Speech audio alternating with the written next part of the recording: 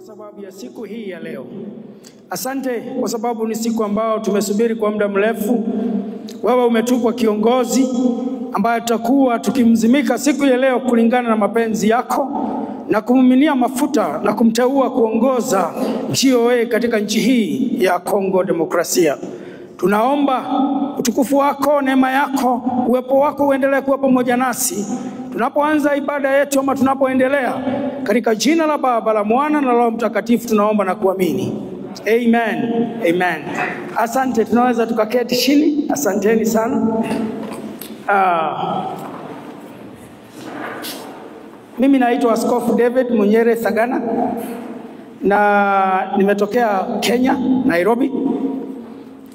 Kwa muda huu mimi ndio niko katika ile ofisi ya kusimamia Glory Outreach Assembly GOA katika dunia nzima, na ni furaha yangu kuweza kufika hapa Ngoma, ikiwa ni makao makuu yetu ya GOA katika Kongo DRC, ili tukaweza kumteua na kumweza kumpa mamlaka kamili ya kusonga na kuendelea na hii maono kutoka hapa Kongo dunia nzima. Hiyo ni furaha yangu kuweza kufika hapa. Tumpigie Yesu makofi kwa sababu ya siku hii ya leo. Haleluya.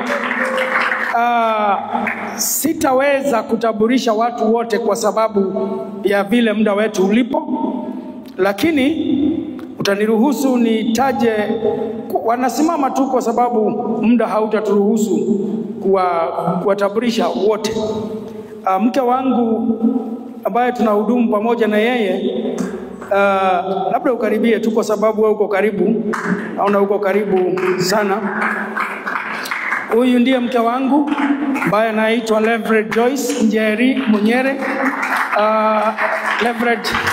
Reverend Joyce Njeri Munyere tumeoana naye kwa miaka ina 30 sasa na mitatu, inaelekea karibu na 4, na tumekuwa tukihudumu pamoja, na hii huduma yenyewe ya GOA inasherehekea miaka 35 mwaka ujao.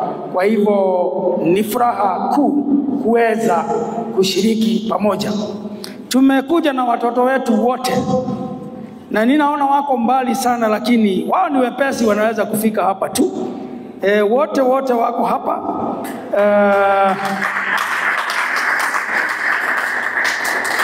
Ninafanya hivi kwa sababu ya kuonyesha heshima tulio nayo kwa viongozi wetu wa Kongo hapa Kongo. Watoto wetu wako vile mnavyowaona hapa. Huyu ndiye kijana wetu wa kwanza ambaye ndiye anaongoza wale wengine, na yeye ni Mkongomani kwa damu. Anapenda Kongo, anapenda yeye ni wa kutoka Warikale. Kwa hivyo mkiona tukiondoka tukimwacha yeye yako nyumbani, na tunashukuru. Anaitwa Timothy Thagana, ni rafiki wa hii familia kabisa, na yeye anajihesabu kuwa mmoja wa hiyo familia na anajisikia akiwa nyumbani. Huyu mwingine naye ndiye anamfuata, anaitwa Grace Wangeshi. Grace Wangeshi ndiye msichana wetu ambaye leo amefuja historia, kwa sababu ni yeye kwa hii familia hajawahi toka nje ya Kenya. Amefuja historia katika hii safari. Passport yake imegongwa muhuri wa kwanza tangu alipoichukua, na kwa hivyo hiyo nayo inaonyesha heshima ya hii familia. Yeye si mtu wa kutaka kutembea sana, anataka kukaa nyumbani na familia na watoto na mume wake, lakini amekuja kwa ajili ya hii familia. Timotheo amebarikiwa na mke na wasichana wawili na kijana mmoja. Grace amebarikiwa na mume na kijana mmoja na msichana mmoja. Na pale mwisho ndio kitinda mimba, ile tunaita last born, anaitwa Mary Waithera. Huyo hajaolewa, na yeye ako mwaka wa mwisho kuwa wakili. Kwa hivyo kama kuna mtu hapa ambaye sijui kwa nini mmecheka. Sikutaka kumpigia debe Sijui najua mmefikiria naongea kuhusu mume. Nilikuwa naongea kuhusu mtu anayehitaji wakili Kenya. Wakili. Asanteni, mnaweza mkaketi. Mungu awabariki. Mungu awabariki. Tumeandamana pamoja na maaskofu. Maaskofu wako hapa, lakini hawa nitawapa dakika nyingine, watatokea hapa mbele. Simameni tu kwa sasa. Tukiongozwa na chairman wetu, inua mkono tu, chairman wetu wa Bishops Council ndio huyo. Kwa hivyo tumekuja kwa wingi. Chairman yuko hapo, na huyo mwingine naye ndio Reverend Bishop Paul Mwai, na huyo mwingine Bishop Nahashon Ngure. Chairman anaitwa Bishop Stephen Kemiti, na huyo mwingine anaitwa Bishop Joseph Karani, na hapo tuna Bishop elect. Bishop elect ni kusema yeye ni kama Varalia, nasubiri siku yake tarehe 7 mwezi wa 3 ndio atafanyika kuwa askofu. Kwa hivyo nyote mmekaribishwa Kenya, mahali panaitwa Rodwa.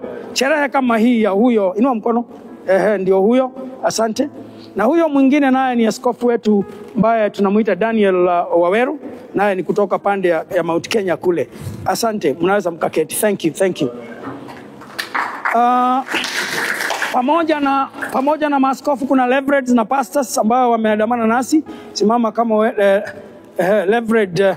Reverend Mother ni mke wa Paul Mwai ambaye wameketi karibu na yeye pale, na yeye ako na kofia nyingi, ni mama ya watoto wa mayatima, ni Reverend kanisani. Asante Mother. Huyo naye ni Pastor Peter Kemani, naye pia ni mchungaji, na yeye ni anakaa na watoto mayatima. Hawa mnaweza kuwauliza mambo ya watoto mayatima, watawaeleza mengi. Haya, watu wote wa kutoka ofisi kuu, wale ambao hawajatokea hapa, hao wengine simameni tafadhali. Haya, huyo amesimama pande hii kwanza. Yeye jina lake ni Josephat Mkubwa. Huyu ni kijana tumejilelea wenyewe katika chumba cha watoto mayatima, ile children's home. Akasoma mpaka university, akarudi pale akakuwa manager wa hiyo home na pia hiyo shule. Hiyo ni ushuhuda ya kutosha, hatutaki kutoa ingine. Asante.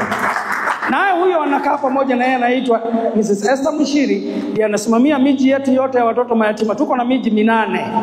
Sasa hivi tunapoongea watoto ni karibu 400, na yeye ndiye anasimamia hiyo Compassion.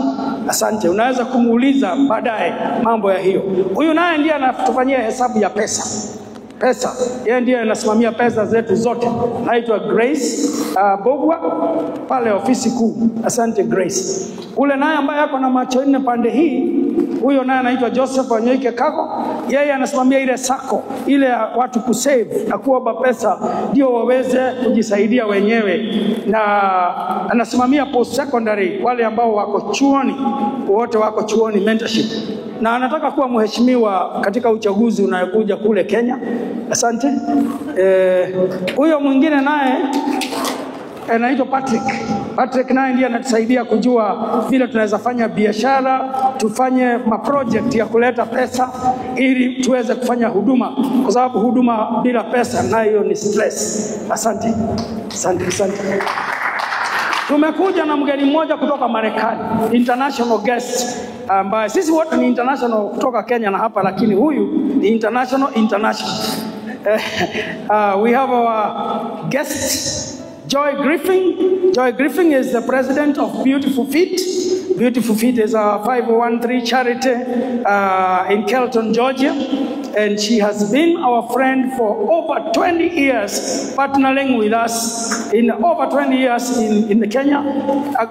And she's a great friend of GOA, Congo, and this family. Sijui kama kuna mwingine nimeacha. Simama. Huyu kijana wetu, rafiki yetu hapa, huyu kijana anaitwa Emmanuel ni kutoka Kigali. Tulifunza yeye pamoja na Barali pale. Tukampenda sana. Kamwambia wewe hatutakuwa tukikuacha mahali tunaenda. Sasa tukamchukua tukaja na yeye, amekuwa akifundisha hapa masomo ya viongozi, na yeye pia ako kwa organization nyingine ambayo tutaita Munyere Africa Foundation, ambayo tutawajulisha baadaye. Yeye ni rafiki yetu. Emmanuel, thank you very much. Asante. Basi hiyo itatosha kwa sasa, na ukitaka kujua zaidi unaweza kuwaongelesha baadaye. Watu wa kamera huwa wanasahaulika mara nyingi. Huyu ambaye ako na kamera hapa nyuma anaitwa Reverend Friend. Yeye ndiye anasimamia makanisa yote kama director wa discipleship kule Nairobi. Ni mtu mkubwa, ni mtu very flexible, anaweza kuwa kwa kamera, anaweza kuwa kwa kompyuta, anaweza kuwa kanisani. Yeye Mungu amembariki na neema nyingi. Na kijana mwingine yuko hapa naye ameanza kuambukizwa mambo ya kamera. Huyu ana deal na mambo inaitwa mental health. Ukiwa una shida ya matatizo ya akili ama dunia, mafikira mengi, Simon Dirangu, naye tumemlea kwa children's home yetu. Asanteni sana. Mungu awabariki. Jambo ambalo limetuleta hapa siku ya leo ni a consecration ya mtumishi wetu Valerie, ambaye Mungu ametuunganisha naye kwa muda mrefu sasa, na tumemtazama, tumekaa na yeye, tumemsikiza, tumemuona, na tungependa kudhibitisha ile ambaye ripoti ile imetolewa hapa na kiongozi aliyemjua mbele yetu. Hiyo ripoti ametoa, hiyo ni ya kweli kabisa, na hata sisi tunapiga muhuri, tunathibitisha, tunamjua hivyo. Asante. Na hiyo ndio sababu imetufanya tufanye hii sherehe, kwa sababu ya hiyo ripoti. Na tuko na furaha kusikia kwamba hata nyinyi ni vile vile mnamjua tu hivyo, kwa sababu ni vizuri kudhibitisha. Ningependa kuwapa maandiko fulani ambaye ningependa muyasome wakati mtakapopata muda ama wakati mtakapotoka hapa, kwa sababu muda hauturuhusu kusoma yote. Moja inapatikana kutoka kwa Korintho wa kwanza sura ya 4 mstari wa kwanza hadi wa 5. Kiandika mahali utaisoma. Korintho wa kwanza sura ya 4 mstari wa kwanza hadi wa 5. Andiko la pili linapatikana katika Timotheo wa pili sura ya 2. Wale tuliokuwa kule kwa mkutano hiyo tumeisoma vizuri. Timotheo wa pili sura ya 2 mstari wa 2. Na ya mwisho ni Luka 14 mstari wa 15 hadi 25. Hizo ukipata muda wako utayasoma vizuri polepole kwa utaratibu. Lakini mtaniruhusu nichukue moja ya hizo somo 3 niisome hapa, ambaye nitachukua wa Korintho wa kwanza 4 mstari wa kwanza hadi wa 5. Kama wewe uko na Biblia ya Kifaransa soma, kama uko na Biblia ya Kiingereza soma, na Kiswahili pia soma. Lakini nasoma wa Korintho wa kwanza sura ya 4 mstari wa kwanza hadi wa 5. Na Askofu Valerie ametuambia lengo lake moja kubwa ni kuhakikisha kwa kanisa lake kila mtu anaelewa Kiingereza, ili wakati ataenda mataifa mengine atajua wanasema nini, kwa sababu ni kanisa ambalo lina maono ya nchi zote. Kwa hivyo kwa heshima yake nitasoma kwa lugha ya Kiingereza. 1 Corinthians chapter 4 1-5. Let a man so consider us as servants of Christ and stewards of the mysteries of God. Moreover, it is required in stewards that one be found faithful. Nitarudia hiyo kwa sababu hiyo ndio ujumbe. It is required in stewards that one be found faithful. But with me, it is very small thing that I should be judged by you or by a human court. In fact, I do not even judge myself, for I know of nothing against myself. Yet, I am not justified by this. But he who judges me is the Lord. Therefore, judge nothing before the time, until the Lord comes, who will bring to light the hidden things of darkness and reveal the counsel of the hearts. Then each one's praise will come from God. And the Lord bless his word. Ujumbe wangu siku ya leo, patikana ukiwa mwaminifu. Valerie, hii ni siku yako ya kuenda hatua nyingine ya huduma. Mungu akikubariki, patikana ukiwa mwaminifu. Mungu akikufungulia milango ya nchi zingine, ya kanisa iwe kubwa, huduma yako upate sifa kubwa, patikana ukiwa mwaminifu. Wale wote ambao tuko hapa siku ya leo, ambaye tunatamani tunaweza kuwa na siku kama hii, ama tufike kiwango kama hiki, tupatikane tukiwa waaminifu. Uaminifu ni kitu ya muhimu sana katika huduma na katika kazi ya Mungu. Uaminifu ni jambo muhimu kwa wale wote ambao wameokoka, wale wote ambao wanamwamini Yesu. Nazungumzia uaminifu kwa sehemu 5. Sehemu ya kwanza, patikana ukiwa mwaminifu katika hali ya kuenda na kupeleka injili. Hiyo ni sehemu ya kwanza. Varale, ulipojiunga na hii maono, ulijua vizuri kwamba mwito wetu kama GOA uko katika agizo kuu, Mathayo 28 mstari wa 19 hadi wa 20. Ulijua vizuri kwamba sisi tumeitwa kwenda kwa mataifa. Na ukasema hata unasikia hata wewe kabisa ungependa kuungana na maono ambayo inaenda kwa mataifa. Kwa hivyo kuwa mwaminifu kwa kwenda. Watu wengi na kanisa nyingi na Wakristo wengi wamekatalia nyumbani, wamekatalia kwa kuta nne za kanisa. Wamekataa kupeleka injili kwa wale wanaohitaji. Siku ya leo tuko hapa ili tukupe mamlaka zaidi na tukutangaze hadharani kwa dunia nzima kupitia hizi runinga zote na hawa washahidi ambao wako hapa siku ya leo. Tukutangaze kwamba wewe ni mwakilishi wa GOA hapa Kongo nzima, na hiyo ni nyumbani tu, haija kuzuia kuenda kwa taifa lolote ile. Hiyo ndio sababu iko hapa. Kwa hivyo tutahimiza sisi huenda, na ndio Wakenya wamekuja kwa sababu tuko waaminifu kwa kwenda na kupeleka injili. Ndio Amerika wamekuja kwa sababu tuko waaminifu kwa kupeleka injili. Ndio Wanyarwanda wamekuja kwa sababu tuna uaminifu wa kupeleka injili. Bwana Yesu ametuambia wazi, enendeni kwa mataifa yote mkipeleka injili. Kuwa mwaminifu kwa kupeleka injili. Nyumbani ni kuzuri sana nyumbani. Na saa zingine watu hupenda kukaa nyumbani. Kuna joto, kuna julikana, kuna chakula kizuri, culture ile iko huko, iko sawa. Watu wanapenda nyumbani sana. Lakini neno la Mungu linatuambia twende tupeleke injili. Kuwa mwaminifu kwa kwenda. Siku nyingine itakuwa ni wewe kwenda. Siku ya leo ni sisi tumekuja.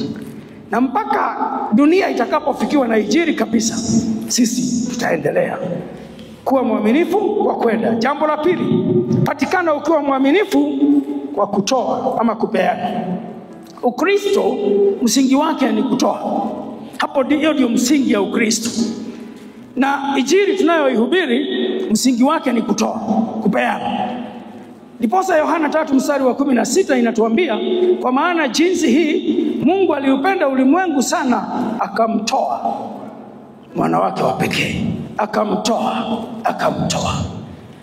Injili na msingi wake ni kutoa. Tunatoa maisha yetu, tunahatarisha hata maisha, na tunaenda mahali ambapo tunatakikana kwa sababu ya injili, na tunajitoa kwa maisha yetu. Kuna mzee mmoja ambaye anaitwa Yona.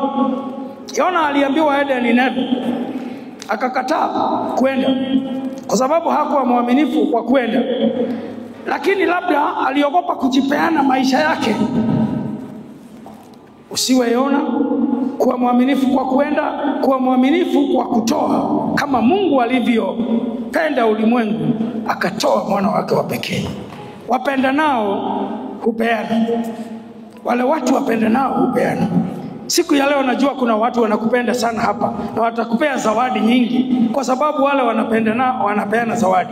Hata baada ya hii tutakuwa na sherehe ya vijana wetu ambao wamependana. Kwa hivyo hakuna upendo halisi ambaye hauna kutoa ama kupeana.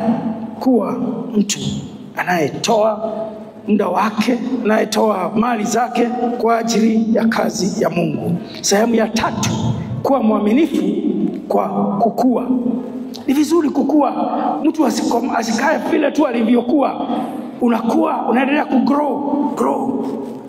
Vile ulikuwa wakati mmoja, iwe hauko hivyo. Tumesomewa historia nzuri hapa.